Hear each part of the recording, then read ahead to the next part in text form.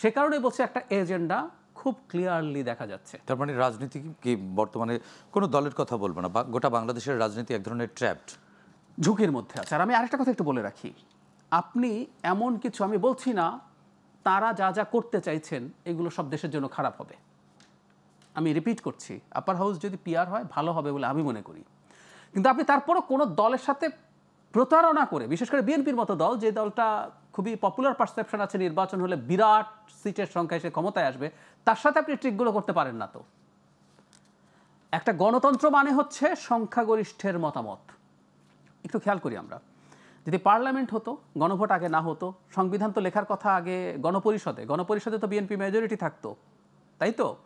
তো তখন বিএনপি যে জিনিসগুলো চাইতো না সেই জিনিসগুলো কি ভোটে জিততো? পার্লামেন্টে জিততো না। সো কনস্টিটিউশন যদি আমরা আগে পার্লামেন্টে লিখতাম, মানে গণপরিষদে লিখতাম, সেখানে বিএনপির নোট অফ ডিসেন্টের একটা জিনিসও তো থাকতো না। জি জাহিদ ভাই, আমরা আবারও শুনবো, আমরা যাচ্ছি আর কাবেল প্রশ্নগুলো সহজ, ছোট্ট একটি বিরতিতে। দর্শক আমাদের সঙ্গেই থাকুন।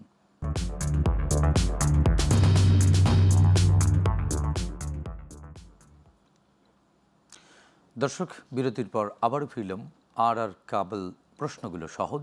আমাদের সঙ্গে আছেন রাজনৈতিক বিশ্লেষক ডক্টর জাহিদুর রহমান এবং বিএনপির দলীয় সাবেক সংসদ সদস্য অ্যাডভোকেট আসিফা আশরাফি পাপিয়া। দুজনকে আবারও স্বাগত জানাচ্ছি আরও একবার। জাহিদ ভাই, আপনার সঙ্গে আলোচনায় ছিলাম যে আসলে একটা বাঁকা পথ তৈরি হচ্ছে, বাঁকা পথটা কি? নিশ্চয়ই তাই আমরা দেখছি। মানে আমরা কিছুদিন আগে জামায়াতের নায়েবে আমিরের একটা বক্তব্য দেখেছি, সেটা হচ্ছে উনি হাঙ্কি পাঙ্কি বলেছিলেন যে হাঙ্কি পাঙ্কি করা যাবে না, চলবে না, এবং উনি আঙ্গুল বাঁকা করবেন। তো কীভাবে আঙ্গুল বাঁকা করবেন? আমি আবার অন্য একটা কথা বলছিলাম, জামাত আসলে এই সরকারের আমলে ওর আঙ্গুল আসলে অলরেডি বাঁকা আছে, ওইটা এখন সোজা করতে পারছে না।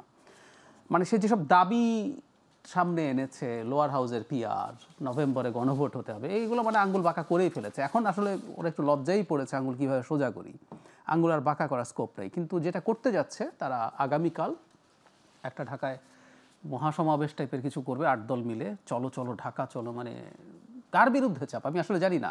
এখন খেয়াল করি আমরা, সরকারকে ওনারা মনে করছেন ওনারা চাপ দেবেন যে সরকার তুমি নভেম্বরে গণভোট দাও, লোয়ার হাউসে পিআর দাও। আচ্ছা, এই জায়গায় জামাত যা করছে, যদি বিএনপি এবার মাঠে নামে যে আমি যা যা চাই সেটা করতে হবে, সম্ভবত জামাত আসলে এটা চাইছে, ওরা একটা সংঘাত উস্কে দিতে চাইছে। মানে কি পায় পার? হ্যাঁ, আমি মনে করছি, আমি আশা করি বিএনপি ম্যাচুরিটির প্রমাণ দেবে যে তারা এটা করবে না, কিন্তু ওরা চাইছে এটা হোক। কিন্তু এর মধ্যে আবার আওয়ামী লীগও কিন্তু মাঠে নামবার, একদম তাই। এই যে আওয়ামী লীগ 13 তারিখকে সামনে রেখে আজও ঢাকায়, আজকে ভোরে 2টো, তারপরে সন্ধ্যায় বাসে আগুন হয়েছে, ককটেল ফাটানো হচ্ছে বিভিন্ন জায়গায়, বেশ কয়েক জায়গায় মিছিল হয়েছে এবং একজনকে প্রকাশ্যে গুলি করে। এটা একটু ডিফারেন্ট আইন শৃঙ্খলা, কিন্তু আমরা এটাকে যদি এইগুলোকে যদি একত্র করি, আওয়ামী লীগ যখন 13 তারিখ তাদের কর্মসূচি দিচ্ছে, জামাতের তো 11 তারিখ কর্মসূচিটি করা উচিত হয় নাই। কারণ এই কর্মসূচিকে কেন্দ্র করে, এইগুলোকে ভিত্তি করে অস্থিতিশীলতা তৈরি হতে পারে। আপনি কেন কর্মসূচি দিচ্ছেন? আপনি তো সরকারের সাথে বসতে পারছেন। এমন কি হয় যে সরকার বসছে না? বরং সরকারের সাথে জামাতের আলোচনা খাতির অনেক বেশি বলে পারসেপশন আছে। এটা সত্য মিথ্যা পরের আলোচনা। প্রচুর উপদেষ্টা, বেশ কয়েকজন উপদেষ্টার সাথে তাদের খুবই খাতির আছে। প্রধান উপদেষ্টা চাইলে তারা কথা বলতে পারেন, দেখা করতে পারেন, সবই হচ্ছে, আলোচনা হচ্ছে। এবং আমরা নিউজ দেখেছি যে ইনফর্মালি সব দলের সাথে সরকার আলোচনা করছে। তো তাহলে আপনি এগুলো কেন করছেন? তার মানে হচ্ছে জামাতের পক্ষ থেকেও তো আজকে বলা হয়েছে যে তারাও বিএনপির সাথে, বিএনপি চাইলেই তারা বসতে রাজি না। ঠিক আছে, বিএনপি না হলে বসবে না, আমি সরিয়ে রাখলাম। বিএনপি বসবে না, তাহলে বিএনপির এই রিজিটনেস কেন? আর জামাতের তো আন্তরিকতা আমরা প্রথম, কিন্তু মানে জামাতে ইসলামী প্রথম এই আলোচনার পথটা নষ্ট করেছে, সে কল করেছে। এগুলো কিন্তু মানতে হবে। আমরা বাংলাদেশের রাজনীতিটা এভাবে বুঝতে হবে যে জামাত কল করার মাধ্যমে, যে আমি অভিভাবক, আমি কল করেছি, আসো আমরা আলোচনা করি। জামাত অবশ্য পরে বলেছে বিএনপি ডাকলেও আমরা যাব, কিন্তু আসলে এই পরিস্থিতিটা আর বিএনপির হাতে আছে বলে আমার মনে হয় না। সরকারের কাছে যাওয়া দরকার এবং সরকারকে এটা সলভ করা দরকার। কারণ একটা কথা তো খুব ইম্পর্টেন্ট, আপনি ঐক্যমত্য কমিশনের মধ্যস্থতায় মাসের পর মাস আলোচনা করলেন, হয়নি, আর আপনি এখন মনে করছেন জামাতকে ডেকে বিএনপি বসলেই হয়ে যাবে। ধরলাম বিএনপি ডাকুক, হবে? No way. ইনফ্যাক্ট তার মানে কি, সরকার যদি বলে ঐক্যমত্য কমিশনের সাথে 7 মাসে হয় না, এখানে 7 দিনে হবে, তার মানে কি ঐক্যমত্য কমিশন ইচ্ছা করে অনৈক্য তৈরি করেছিল? সরকারের ভাষ্য তো তাই। জি, আমরা একটু এই বিষয়ে পাপি আপার বক্তব্য শুনতে চাই। আপা, ইচ্ছা করেই কি তাহলে অনৈক্য তৈরি করে রেখেছিল? এবং জামাতের বসবার জন্য আহ্বান আছে বিএনপির কাছে, এবং বিএনপি চাইলে জামাত বসবার জন্য। দেখেন, সরকার এবং ঐক্যমত্য কমিশনের যে এজেন্ডা আছে, এই ভাব বুঝতে পেরে ডক্টর স্বাধীন মালিক কিন্তু এখান থেকে সরে গেছে। কারণ উনি আইনের মানুষ, সংবিধান সম্মত কথা এবং ভবিষ্যতের একটা টেকসই সাংবিধান এবং আইন দুটোর মধ্যে রেখে উনি আলোচনা করবেন। উনি এজেন্ডা বাস্তবায়ন যেহেতু করা তার পক্ষে সম্ভব না, যখন এখান থেকে উনি কিন্তু চলে গেছে এবং ঢুকাতে আর পারেনি ওনাকে এখানে। আর রাজনৈতিক দলগুলোর মধ্যে সংস্কারের নাম করে সংঘাত ঢুকায় দেওয়া এবং একটা বিশৃঙ্খল করা সরকারের একটা সুপরিকল্পিত উদ্দেশ্য। মানে 11 তারিখ এবং 13 তারিখের যে দুটি সুপরিকল্পিত কর্মসূচি আছে, সুপরিকল্পিত উদ্দেশ্য এই সরকারের। এই সরকার মুখে মুখে নির্বাচন দিয়ে দেবো, সবাই প্রস্তুতি নেন সে নেন, বহুত কিছু করছে, কিন্তু এদের মনের কথাটা হচ্ছে সংঘাতটাকে আমন্ত্রণ জানানো এবং সংঘাতটা ঢুকায় দেওয়া। রাজনৈতিক দলের ভিতরে যদি নিষ্পত্তি না হয় তাহলে সরকার সেটা কি নিষ্পত্তি করবে, কার পক্ষে যাবে কার বিপক্ষে যাবে, এইটা তার জনগণের পক্ষে যাবে। জনগণ কি চাইছে এখানে, জনগণের কে প্রতিনিধিত্ব করছে?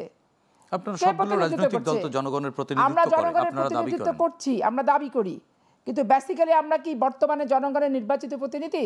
বাংলাদেশে কি 15 বছর ভোট হয়েছে? এই সরকারগুলো কি জনগণের দ্বারা নির্বাচিত প্রতিনিধি? আওয়ামী লীগকে আমরা হটাইছি। এই ক্ষেত্রে জনগণ আমরা সবাই ঐক্যমত। এই ঐক্যমত হিসেবে সরকার ঐক্যমতের সরকার হিসেবে রাষ্ট্রের কল্যাণে জনগণের কল্যাণে যে কাজগুলোতে করবে সেটা সাংবিধানিকভাবে রাষ্ট্রীয় ক্ষমতায় যেমন বিএনপি থেকেছে, বিরোধী দলেও বিএনপি থেকেছে, দুই অভিজ্ঞতা সম্পন্ন একটি সংগঠন, সেটা হচ্ছে বিএনপি। এটা কি জামাত কখনো বিরোধী দল কিংবা ক্ষমতাসীন দলে কি থেকেছে? এনসিপির জন্ম কয়দিন আগে হয়েছে। তাহলে আজকে বিএনপিকে একবারে মানে জুতো মেরে গরুদানের মতো বাধ্য করবে এই সরকার, এবং জামাতকে এই যে লেলায় রাখছে, এনসিপির ছেলেরা যে সমস্ত বড় বড় বক্তৃতা রেখে একটা রাজনৈতিক মাঠ এবং ভোটকে অনিশ্চয়তার দিকে ঠেলে দিচ্ছে, নির্বাচনকে, এইগুলি কি আপনি মনে করেন এজেন্ডা না? এজেন্ডার মাফিক চলছে না? এজেন্ডা মাফিক চলছে। জামাতের বডি ল্যাঙ্গুয়েজ আপনি এই বাংলাদেশে কখনো দেখেছেন? ওই 71 মুক্তিযুদ্ধের সময় তাদের স্বাধীনতা বিরোধী যে ভূমিকাটা ছিল, তখন এইরকমভাবে ধৃষ্টতা দেখায় বাড়িতে বাড়িতে যে মুক্তিযোদ্ধাদেরকে তালিকা করে ধরাই দিছে পাকিস্তানিদের হাতে। আর বর্তমানে তাদের বডি ল্যাঙ্গুয়েজ দেখেন, সোজা আঙ্গুলে ঘি তুলবো না, আঙ্গুল ব্যাকা করব। আরে তেলের মতো তো ঘি হতে লিকুইড না, সোজা আঙ্গুলেও ঘি যা উঠবে, ব্যাকা আঙ্গুলে একই পরিমাণ ঘি কিন্তু উঠবে, গায়ে যেটুক লেগে থাকবে। তো সালাউদ্দিন সাহেব তো যথার্থ বলছে যে ওই ব্যাকা আঙ্গুল সোজা আঙ্গুলের পরিমাণের পার্থক্য নাই, আপনি চামচ দিয়ে তোলেন তাহলে কম বেশি পরিমাণ হবে। এখন জামাত তো সারা জীবনই ব্যাকা, জামাত 71-এ ব্যাকা, জনগণ যা করছে তার বিপক্ষে গেছে ভূমিকা। জামাত 86-তে ব্যাকা, তখনও আন্দোলন ছিল, সেখানে পার্লামেন্টে আওয়ামী লীগের সাথে গেছে। ভাব বুঝে 88-তে বেগম খালেদা যখন আপসীর নেত্রী খেতাবে ভূষিত হলো, আবার ভাব বুঝে এসে আন্দোলন নামে রাস্তায় হনুমানের দাঁত খিচুনির মতো হাসিনার পাশে দাঁড়াইছে। আবার দেখেন 91 সালে আমরা ক্ষমতা যখন গেলাম, তারা 2টা মহিলা এমপি দিল। তারা কি বলে যে আমরা নাকি ওই 2টা মহিলা এমপি ছাড়া, সমর্থন ছাড়া আমরা ক্ষমতায় নাকি যেতে পারতাম না।